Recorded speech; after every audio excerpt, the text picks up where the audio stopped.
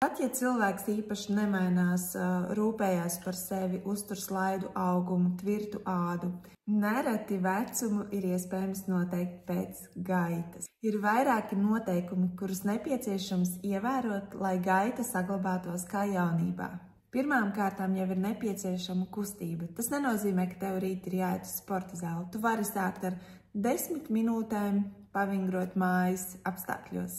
Otrakārt, locītavas jānodrošina ar nepieciešamo celtniecības materiālu. Vislabākais avots ir otrā tipa kolagēns, kuru satur augstā gaļa un kaulu buljons. Un trešais – starpskrīmšļu šķidrums. Tas ir nepieciešams, lai skrīmšļi nerīvētos viens pret otru un neradītu diskomfortu un sāpes.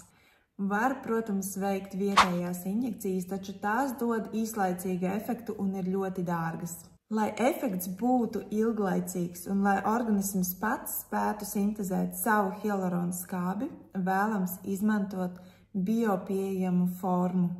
Tā uzlabos starpskrīmšļu šķidruma viskozitāti, atjaunos skrīmšļus un veicinās, lai organisms pats spēj sintezēt savu hialuronu skābi.